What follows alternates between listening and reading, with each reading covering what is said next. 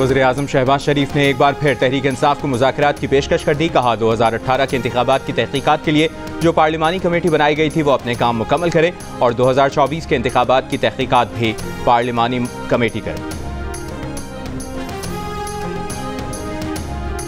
कौमी असम्बली में opposition leader Umar Ayub Khan ने वज़ीर-ए-आज़म शहबाज शरीफ की तरफ से मुज़ाकरात की दावत को यकसर मुस्तरद कर दिया। प्रोग्राम कैपिटल टॉक में गुफ्तगू करते हुए कहा कि अब मुज़ाकरात के लिए बहुत देर हो चुकी है। पाकिस्तान तहरीक इंसाफ दीगर अपोजिशन जमातों के साथ मिलकर हुकूमत के खिलाफ तहरीक चलाएगी। उमर अयूब का तफसीली इंटरव्यू देखिए अब से कुछ देर बाद प्रोग्राम कैपिटल टॉक में मेज़बान हामिद मीर के साथ।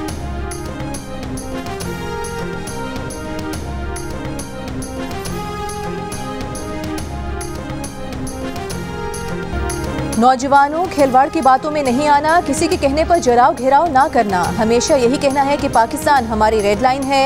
वज़ीर आला पंजाब मरियम नवाज का खेलता पंजाब की इफ्तिताही तकरीब से खिताब। कहा अगर कोई कहे कि मेट्रो को आग लगा दो, पुलिस वालों के सर फाड़ दो तो ये काम कभी ना करना। आपका हर कदम पाकिस्तान की तरक्की और कामयाबी के लिए होना चाहिए। वज़ीर आला पंजाब मरियम नवाज ने खेलता पंजाब को पाकिस्तान का सबसे बड़ा स्पोर्ट्स इवेंट करार दिया।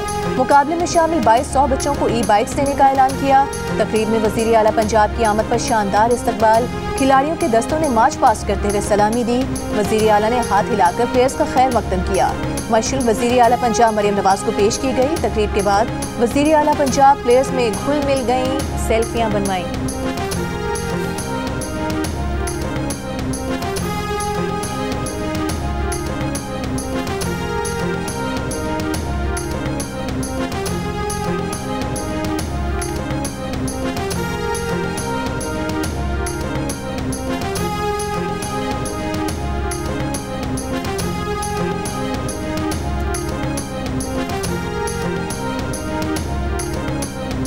आप लोग मेहनत करते जाओ, आगे बढ़ते जाओ।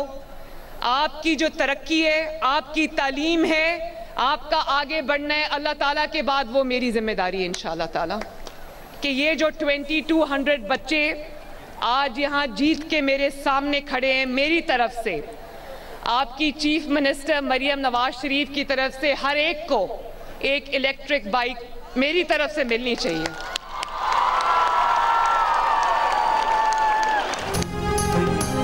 वज़ारत दाखिला ने साबिक मुशीर एहतसाब शहजाद अकबर का पासपोर्ट मनसूख कर दिया। बुशरा बीबी की करीबी दोस्त फराह शहजादी का पासपोर्ट भी मनसूख कर दिया। नैब ने 190 मिलियन पाउंड केस में इश्तिहारी मुल्ज़मान की पासपोर्ट मनसूखी की दरख्वास्त की थी।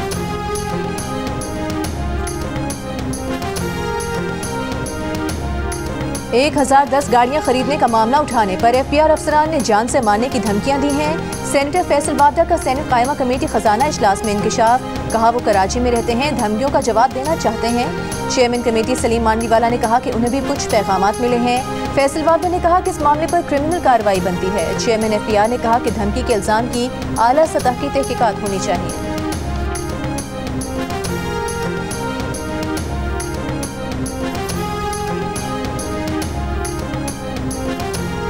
वफाकी काबीना ने 2020 में वायलेंस से मुतालिक साबिक वजीर के बयान का जायजा लेने के लिए फैक्ट फाइंडिंग कमेटी बना दी।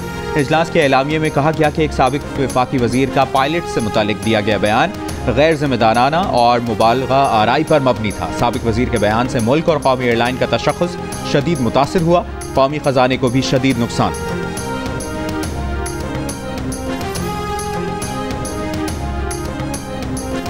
अमरीका ने पाकिस्तानियों को अपने मुल्क से निकाला तो पाकिस्तान उनकी भरपूर मदद करेगा। तर्जुमान दफ्तर खारिजा की हफ्तावार ब्रीफिंग। अमरीका से 39,000 अफगानों को अमरीका बुलवाने का मुतालबा, जो अफगानिस्तान से अमरीकी इनखला के बाद से पाकिस्तान में हैं। तर्जुमान ने कहा कि अमरीका अफगानिस्तान से निकला तो पीछे जो असलहा छोड़ गया वो आज पाकिस्तान में दहशतगर्दी में इस्तेमाल हो रहा है।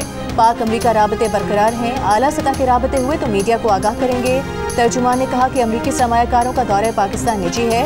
उम्मीद है पाकिस्तान के इमदादी प्रोग्राम्स की जो फंडिंग अमरीका ने रोक दी है वो जल्द बहाल होगी। पाकिस्तान ने गजा बासियों की उर्दन या मिस्र मुंतकली के ट्रम्प मनसूबे पर तनकीद की। तर्जुमान ने कहा कि ये मनसूबा नाइंसाफी पर मबनी है। पाक चीन ताल्लुकात पर मनफी इल्जामात को मुस्तरद करते हुए तर्जुमान ने कहा कि पाक चीन दोस्ती जितनी कदीम है उतनी ही मजबूत है। मकबूजा कश्मीर में भारत इंसानी हुकूक की खिलाफ वर्जियाँ कर रहा है।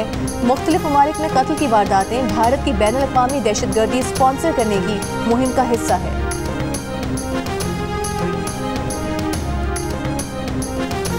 अमरीकी सदर डोनाल्ड ट्रंप का 30,000 गैर कानूनी तारकीन वतन को बदनाम ज़माना ग्वांतानामो जेल भेजने का फैसला। मुतल्लिका हुक्काम को गुआंतनामो बे को तारकीन वतन के लिए तैयार करने का हुक्म। एक्ट पर ट्रंप के दस्तखत के बाद अब कोई बाज़ाब्ता इल्ज़ाम न होने के बावजूद तारकीन वतन को जुर्म के शुबे में हिरासत में लिया जा सकेगा। अमरीकी मीडिया के मुताबिक हालिया हफ्तों में 40,000 तारकीन वतन की गिरफ्तारियों के बाइस अमरीकी जेलों की गुंजाइश महदूद हो चुकी है।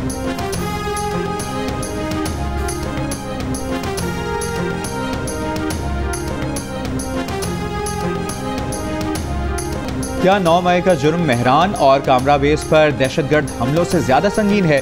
फौजी अदालतों में सिविलियंस के ट्रायल से मुतालिक इंट्रा कोर्ट अपील पर समाअत के दौरान जस्टिस हसन अजहर का वजारत दिफा के वकील से सवाल। कहा 21वीं आईनी तरमीम के फैसले में मेहरान और कामरा बेसिस का भी जिक्र है। GHQ पर हमला करने वालों का ट्रायल कहाँ हुआ था? पाकिस्तान के अरबों रुपए मालियत के 2 ओरियन तैयारे तबाह हुए थे। ख्वाजा हारिस ने जवाब दिया कि मेहरान बेस हमले के तमाम दहशतगर्द मारे गए थे। जस्टिस हसन अजहर ने सवाल किया, क्या मारे जाने के बाद तफ्तीश नहीं हुई कि दहशतगर्द कौन थे, कहां से और कैसे आए? ख्वाजा हारिस बोले, तहकीकात जरूर हुई होंगी। GHQ हमला केस का ट्रायल फौजी अदालतों में हुआ। जस्टिस जमाल मंदोखेल ने कहा कि 21वीं आईनी तरमीम में लिखा है कि फौजी अदालतें जंगी सूरत हाल में बनाई गई थी। शहरियों के ट्रायल के लिए आइन में तरमीम करना पड़ी थी। ख्वाजा हारिस ने कहा कि ट्रायल के लिए तरमीम की जरूरत नहीं थी। तरमीम के जरिए आर्मी एक्ट में मजीद जराइम को शामिल किया गया।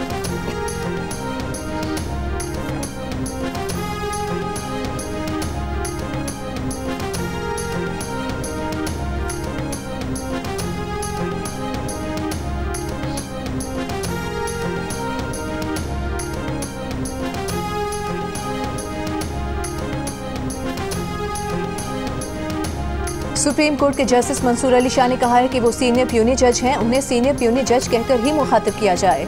कराची बार एसोसिएशन की हल्फ बर्दारी की तकरीब से खिताब में कहा कि हल्फ अल्फाज नहीं होते, बहुत गहरे मानी रखते हैं। हल्फ के जरिए इंसाफ और कानून की बालादस्ती के लिए वादा है।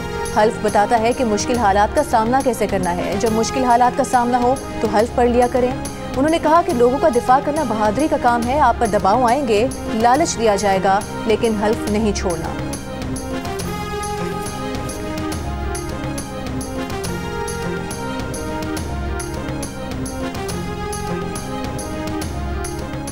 हमारी ये खुशफहमी थी कि ये ताजरों को बुलाकर गुज़श्ता 15 साल से रवैये जो उनसे रवा किया गया सलूक है उसकी तलाफ़ी करने के लिए कुछ इक़दामात करेंगे, लेकिन जो लबो लहजा था वो धमकी से कम कुछ भी न था। और आपको बड़ी तकलीफ़ है कि उन्होंने गिला कहीं और जाके किया है। ये जवाब भी आप देंगे कि जो चीनी ताजिर अदालतों में गए, कराची के कोने कोने पर भत्ता तलब करने पर दुकानदारों को कत्ल किया जा रहा है। रोजाना 2-2, 3-3 वारदातें होती। ताजिरों से गुफ्तगू में बिलावल का लहजा धमकी आमेज था। MQM के खालिद मकबूल सिद्दीकी का इल्जाम। पार्टी रहनुमाओं के हमरा प्रेस कॉन्फ्रेंस में कहा, आप कहते हैं पर्चियां आना बंद हो गई हैं, आज रोजाना की बुनियाद पर भत्ता तलब किया जा रहा है, ना देने पर रोज कत्ल किए जा रहे हैं। आपने ताजिरों से मुलाकात में स्ट्रीट क्राइम पर मुआफी क्यों नहीं मांगी? कराची शहर आपके आने के बाद जिस शक्ल में है उसकी वजाहत तो करें। आप सोचे समझे मंसूबे के तहत कराची को तबाह कर रहे हैं।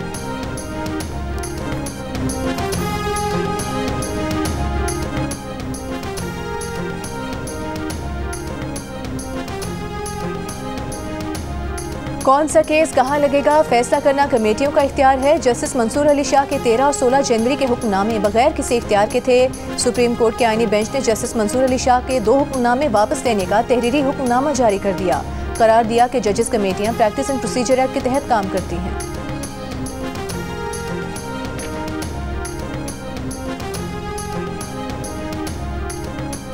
PTI ने प्रैक्टिस एंड प्रोसीजर ऑर्डिनेंस 2024 के खिलाफ दरखास्त खारिज करने पर intra court appeal supreme court में दायर कर दी। दरखास्त में इस्तदा की गई कि प्रैक्टिस एंड प्रोसीजर ऑर्डिनेंस के तहत किए गए तमाम इक़दामात को गैर कानूनी करार दिया जाए।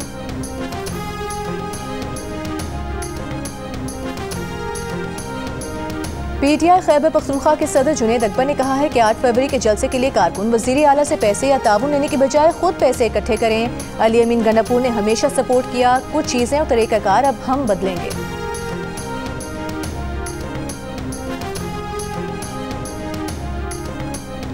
अमरीकी दौरे पर वज़ीर-ए-आज़म शहबाज शरीफ को वज़ीर दाखिला मोहसिन नकवी की ब्रीफिंग। अमरीका में अमरीकी सियासतदानों, हुक्काम, कारोबारी बिरादरी और अमरीकी सरमाकारों से हुई मुलाकातों में पेशरफ्त से आगाह किया। वज़ीर दाखिला ने वज़ीर-ए-आज़म को इंसानी स्मगलिंग में मुलव्विस गिरोहों के खिलाफ ऑपरेशन और अमन व अमान की सूरत हाल पर भी ब्रीफिंग दी। मोहसिन नकवी ने वज़ीर आज़म को चैंपियंस ट्रॉफी की तैयारियों से भी आगाह किया।